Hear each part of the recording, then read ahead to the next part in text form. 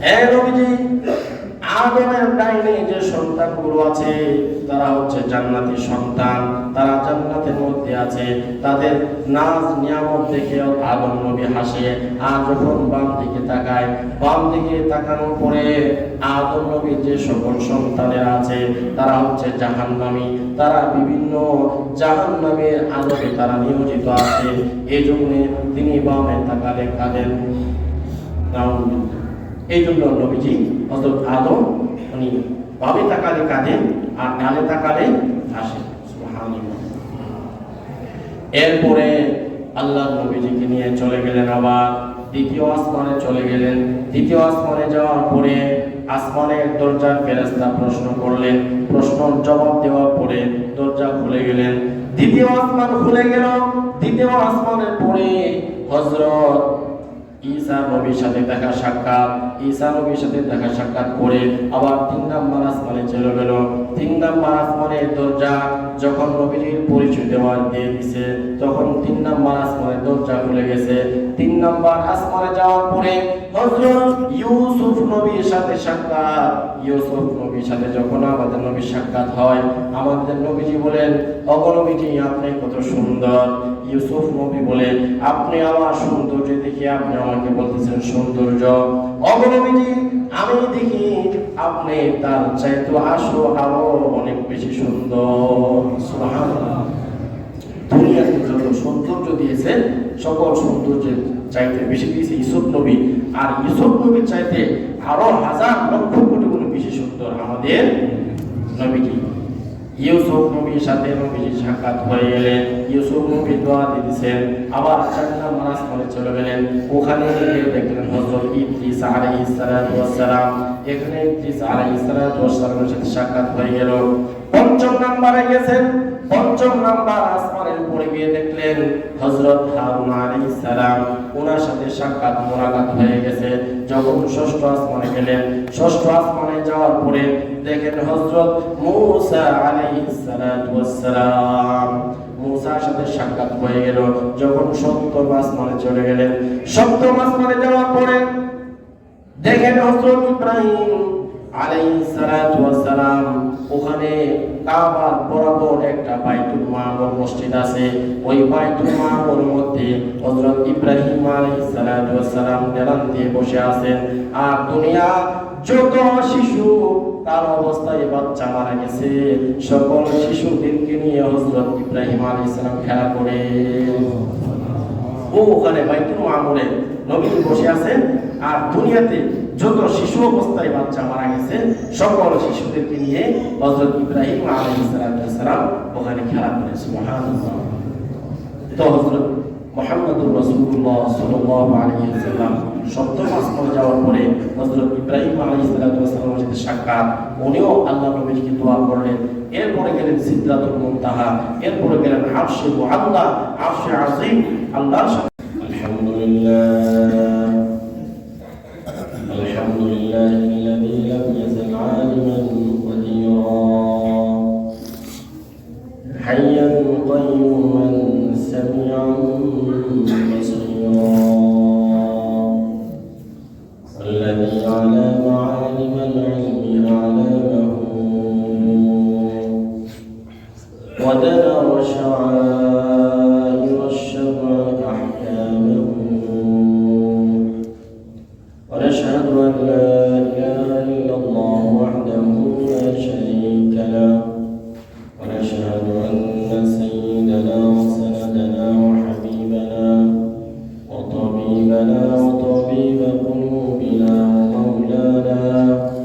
ومولانا محمدا عبده ورسوله صلى الله تعالى عليه وعلى آله وأصحابه وبارك وسلم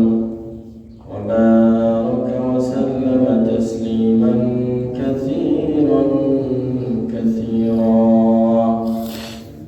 أرسله الله تعالى بالحق بشيرا ونذيرا وداعيا إلى الله بإذنه وسراجا منيرا أما بعد فأعوذ بالله من الشيطان الرجيم بسم الله الرحمن الرحيم سبحان الذي أسرى بعبده ليلا من المسجد الحرام إلى المسجد الأقصى الذي باركنا حوله لنريه من آياتنا إنه هو السميع البصير صدق الله العظيم وصدق رسوله النبي الكريم والحمد لله رب العالمين اللهم صل على محمد وعلى آل محمد كما صليت على إبراهيم وعلى آل إبراهيم إنك حميد مجيد اللهم بارك على محمد وعلى آل محمد كما باركت على إبراهيم وعلى آل إبراهيم إنك حميد مجيد الحمد لله الله سبحانه وتعالى কাছে অসংখ্য অগণিত শুকর যে মহান রব্বুল আলামিন পবিত্র মাহে রজবের শেষ জুমায় আমাদেরকে মসজিদে হাজির হওয়ার তৌফিক দান করেছেন সেই জন্য মহান মালিকের কাছে শুকরিয়া আদায় করি আলহামদুলিল্লাহ আলহামদুলিল্লাহ। সম্মানিত উপস্থিতি রজব মাস প্রায় শেষের পথে জানি না এই রজবে আমাদের আমলগুলো কতটুকু আমরা করতে পেরেছি আল্লাহ তাআলা আমরা কতটুকু আমরা বরকতপূর্ণ হয়েছি আল্লাহ পাক জানেন তবে আমরা আশাবাদী আল্লাহ তাআলা এই মাহে রজব এবং শাবানের বরকত আমাদেরকে আপনি দান করেন সকল বলেন আমিন। এরপরে দেখেন এই মাহে রজবে বড় ধরনের যে একটি ঘটনা সেই ঘটনা হচ্ছে আল্লাহ নবীজি সাল্লাল্লাহু আলাইহি ওয়াসাল্লামকে মেরাজে নিয়ে গেছেন। আর এই মেরাজ কোন নবীকে দেয়নি, সব নবীর মেরাজ হচ্ছে পরীক্ষা, এটা হচ্ছে দুনিয়ার পরীক্ষা। আর আমার নবীর মেরাজ এটা হচ্ছে একটা পুরস্কার, আল্লাহর কাছে পুরস্কার দান হিসাবে অবহিত। সকল নবীদের পরীক্ষা, যতগুলো মেরাজ ওদের জন্য এটা পরীক্ষা। ইউসুফ নবীর জন্য মেরাজ এটা হচ্ছে মাছের পেটে যাওয়া। ইব্রাহিম আলাইহিস সালামের মেরাজ আগুনে পড়া। মুসার জন্য মেরাজ নদীতে ঝাঁপ দেওয়া। অর্থাৎ প্রত্যেকটা নবীর যে পরীক্ষার সম্মুখীন হয়েছে সেই পরীক্ষা হচ্ছে তাদের জন্য মেরাজ। আর আমাদের নবীর মেরাজ হচ্ছে এটা আল্লাহ তাআলার একটা পুরস্কার দান। সুবহানাল্লাহ। তাহলে আমরা গত জুমায় আলোচনা করতেছিলাম এই মেরাজে কেন আল্লাহ তাআলা ওনাকে পড়ালেন, এটার প্রেক্ষাপট নিয়ে আমরা গত জুমায় আলোচনা করতেছিলাম। প্রেক্ষাপট প্রায় শেষ পর্যায়ে ছিল।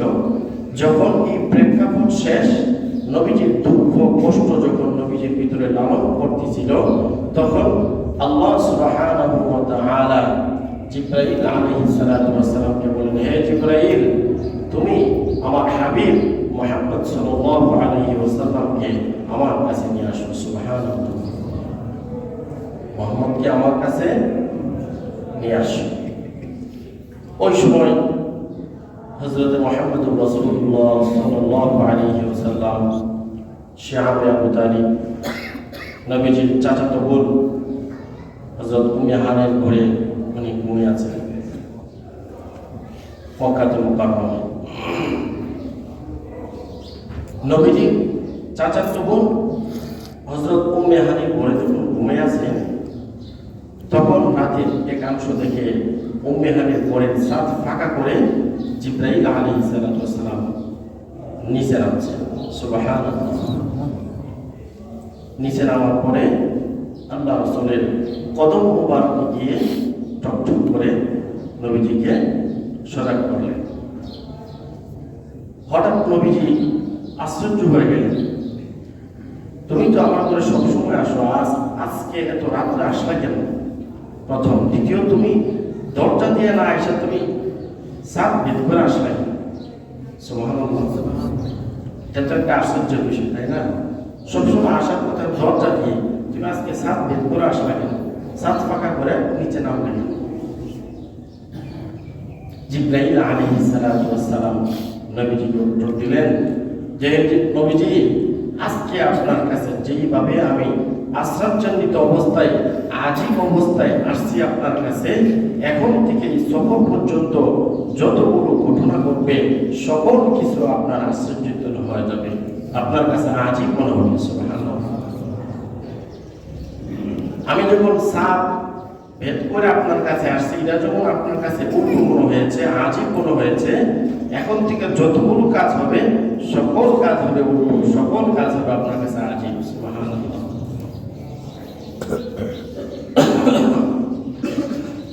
জিবরাইল আলাইহিস সালাতু ওয়াস সালাম সাত ভেদ করে নিচে নামলেন।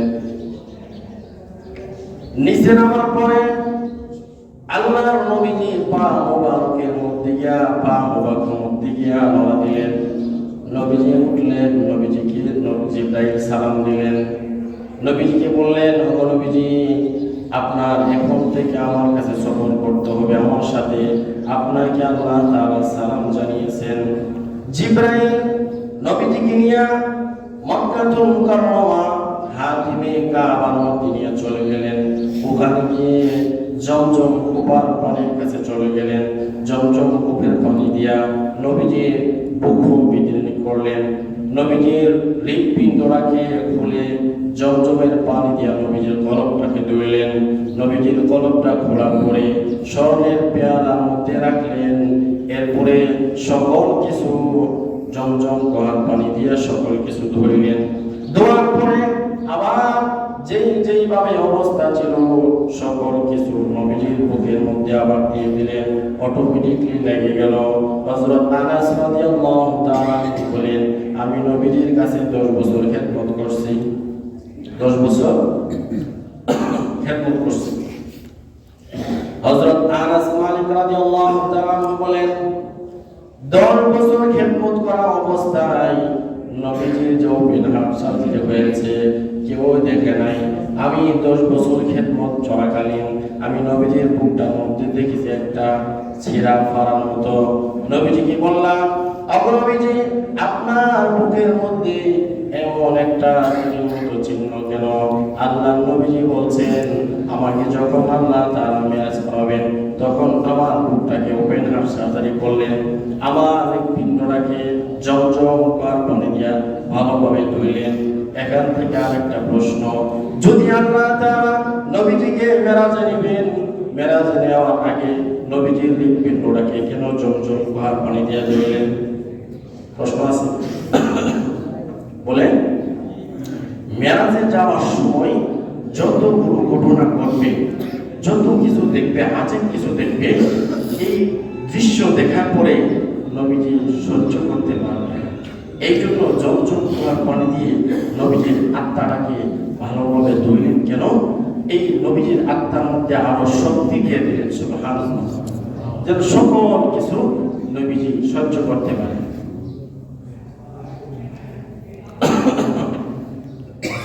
নবীজি বলেন, এটা মেরাজে যাওয়ার আগে আমার বুক ছেড়ে আল্লাহ তাআলা জমজম পানি দিয়ে ধুইলেন।